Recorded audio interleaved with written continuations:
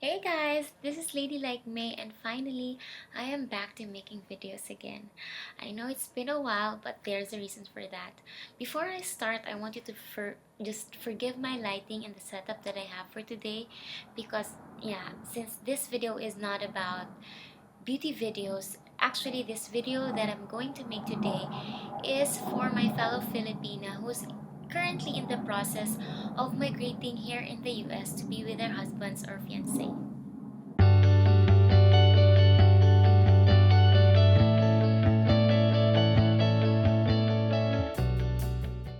My husband and I applied for CR1.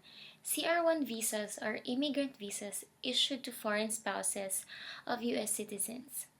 You previously might have an idea that I am with a Filipino who is currently a US Marine.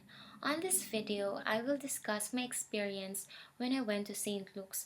Maybe next time I can also tell you the story that I had during my, seminar at CFO or the interview if you want me to do that video as well. But for now, let me tell you the story that I had or the process that I did when I went to St. Luke's for my medical examination. You all know what this video is all about. So if you don't want to watch this video and this video is really not for you, please click the X button. And for those who are still watching me, I know you might be stressing yourself out in preparing for your medical examination. Let the storytelling begin.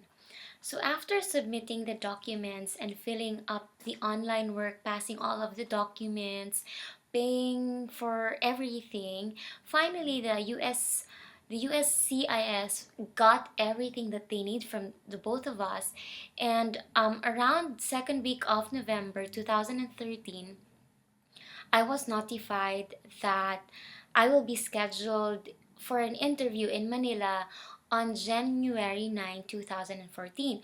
So I feel that I badly need to prepare. So I thought of making these four simple steps for the preparation. First is be financially prepared. Second is be healthy. Third is complete all the documents that you will need. And fourth is do your research. The first step that I told you is to be financially prepared. For those who have a lot of money, you can skip this step by all means. Just don't do it. But for Dea and I, we need to save a lot because the process of petition is no joke. It's not just a pain in the ass, but also a pain in the pocket. We need to save a lot because I am from Davao and I need to make a lot of trips from Davao to Manila just to be checked. I need to pay for my hotel, my food, transportation, and the whole nine yards, you name it. So, second step is to be healthy. Now, if you will ask me what are the things or my preparations for this step, I don't really recommend you to do this. It depends on you if you will follow me or if you take the advice that I will give you, then it's up to you. But for me, I heard that avocado leaf tea is very very good. So I see to it that I make that tea. I I also got some supplements and I take vitamin C daily. And of course, the most important thing for me to be sure that I am healthy, I drink my soy milk every single night. And then I kind of stopped making videos that during those times because I want to sleep early and I want to bond with my family more often. And what else? I drown myself with water. I'm kidding. I drink a lot of water and I exercise. Third step is to complete all the documents that you will need. I know that you have already submitted some of the original documents that you have, but you need to have a lot of copies. If possible, just get 3 copies and then photocopy them for future purposes. Fourth step, do your research.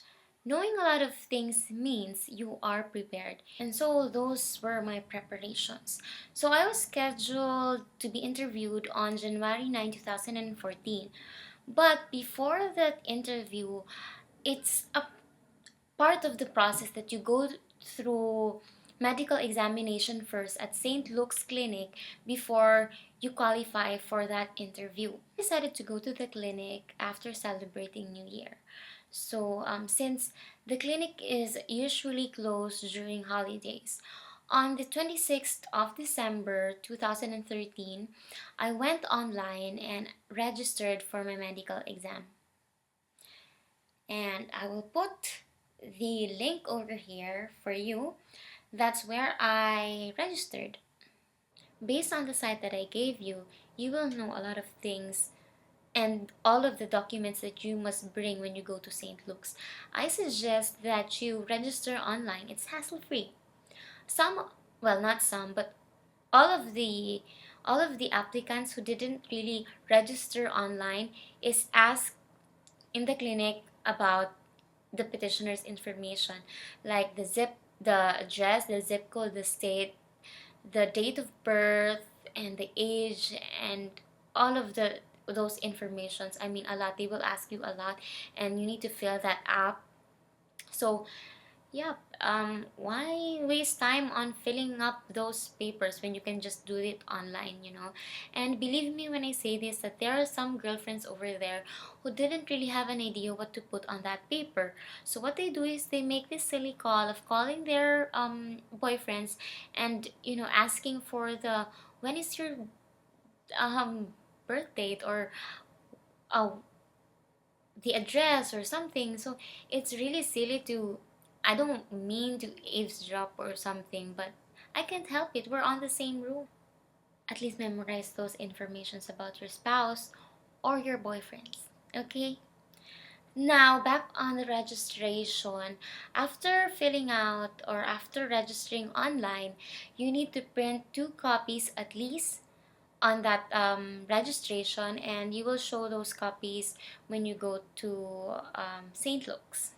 Now, if you will ask me what are the documents that you need to bring when you go to the clinic, it really depends on the case. For me, I am a spouse, so that's why I need to bring all of the things that will support the marriage that I had with my petitioner. My certificate, birth certificate, valid ID, 2 by 2 pictures, 3 copies, and the photocopies of all the original documents. And to make the long story short, I will just, you know, include the link over here, the site that will tell you what specific documents that you will need. And I also would include, because I have undergone through operation before when I was young, I needed to include my medical certificate. That's right here. I need to bring that along with me during my medical examination. Since I decided to do my medical examination on January 2, I went to Manila on January 1, and I went there. I got there at in the afternoon. So thank God I am with my sister, and I had a friend who's from Manila also. I needed a company because I really don't know the place. I'm from Davao, and yeah, I really need to be early because I need to find my hotel, the St. Luke's, and be minded that St. Luke's Hospital is different from St. Luke's Clinic. St. Luke's St. Luke's Clinic is where you'll be having your medical examination, not St. Luke's Hospital.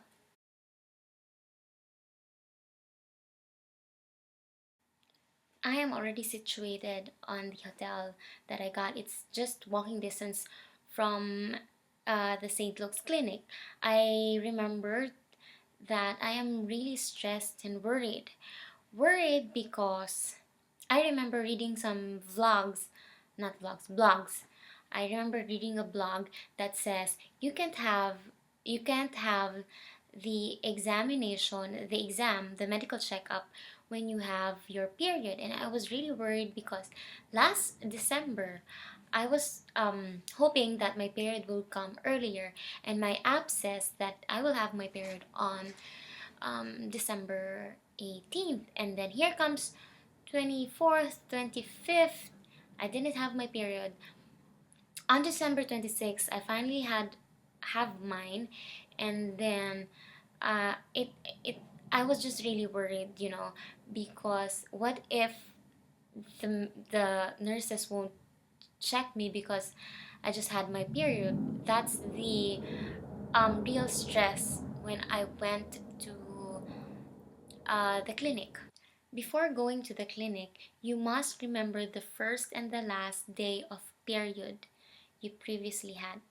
So, yep, I went in there and I was really, really scared and worried because it was a mandatory that I pass everything because my hubby and I made a huge risk of buying my ticket, of him going in the Philippines to get me, and that means him taking his leave.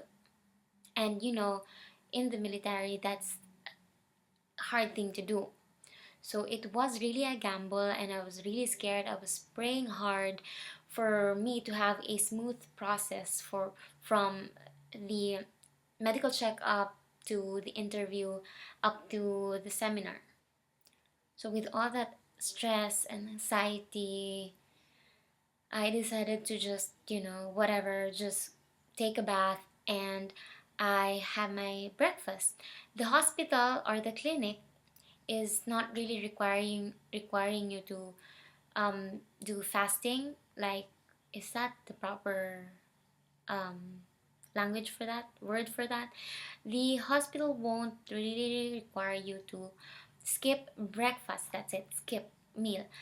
You won't be required to skip meals. It's fine if you have your breakfast. If I were you, just take your breakfast. You will need that for your day. So by 3:30, I walked in the hospital hoping that I will be the first um, applicant or patient. But no, I was the fourth one to arrive in there. First was a girl from General Santos. Next is a guy, and the third one is from Manila, and then me. The line for those who register online are different from the ones who didn't. So by 5 a.m., I remember the guard requiring us to show our passport, our registration online, and the appointment letter from the NVC. So we showed them that document showing that we have them at hand. We went inside and we sat down there. We waited for another hour for the clinic to really operate, for the employees to arrive. At 6 a.m. they started the process, and we had a different line. We I was actually from fourth person. I was the third one because the second one who arrived, didn't really did his online registration. That's why for the first process, I remember falling in line, and we were called one by one, and we showed our documents. We were asked few questions, and after that process, we are asked to go to second or third floor. I can't remember what floor is that. Second step is to pay. The payment when I went there was, I paid for like 10,035 pesos. That's how much I paid for everything.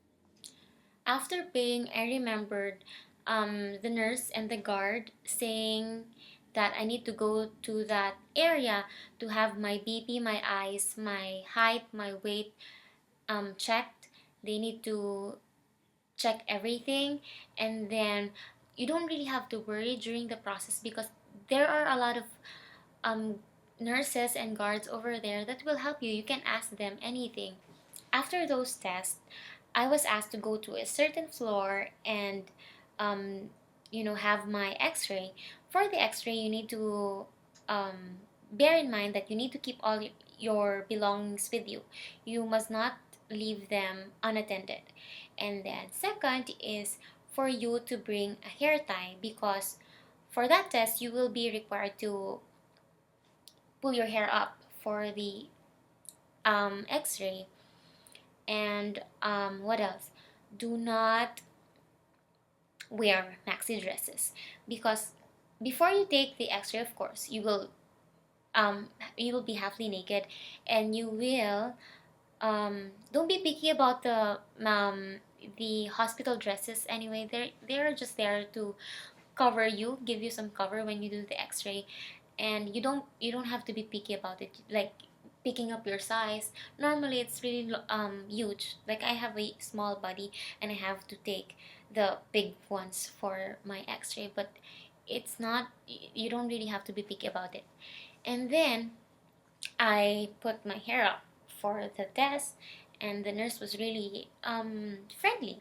By the way, before the X-ray was even executed, the nurse asked me to fill up something and asked me when is the first and the last date of my previous menstruation, and if I she also asked me if I am pregnant or not. So obviously I'm not. After the X-ray, I was asked to go to another floor and to go through an interview with the doctor. So for that, I just waited for like 30 minutes max. And I sat down there. The doctor was just asking some personal questions and health related issues regarding, of course, me. What else? After the doctor's interview, I was asked to go to another floor again to have my physical checkup. So for the physical checkup, I also waited less than 30 minutes for that.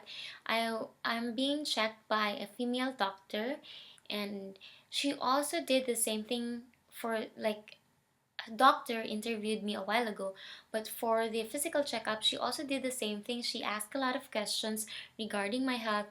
She was examining my body, the cause of my operation. She asked that one too, and she asked about am I have I tried do I have a child, or do I have marks on my wrist, or am I mentally stable, or yeah. And so after a lot of questions and answering, I was asked to go to another floor again for my urinalysis. And for the urinalysis, I was asked to leave my things beside the nurse, and then, yeah, I washed my hands, did the sample for them, washed my hands, gave the sample to the nurse, got my things, and then a nurse instructed me to go to the results area, and then I talked to the nurse over there, and I told her my name, and she was looking at some papers. She asked me my name, some of my personal informations, and then she told me that was the last test that the hospital will do to me. I am asked to go back to the clinic at around 1:30, so I did.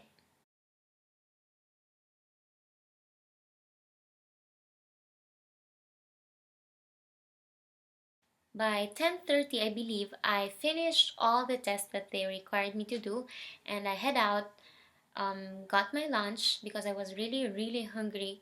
What else did I do? Relax a bit more. I put a smile on my face because finally the all of the tests are over. I was just praying hard for a good result. And yep, after that, around one, here comes one. I got back to the clinic. I got everything done early because I went there early. I suggest you go there early to make things easier. And I also have observed that the nurses at St. Luke's and even the doctors and the guards are not really strict. By the way, um, during that time, I was the first one who was able to get the immunization area, this paper.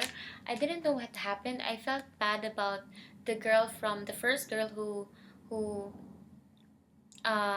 arrived at the clinic, and the girl from Manila. We were actually talking, and I don't have any idea why were they during that day. The second girl from Manila actually was required to come back again because of the sputum test that the hospital will do to her. It was, I don't know, I don't I can imagine myself being on her shoe. So I didn't know what happened to the first girl, but God has been great.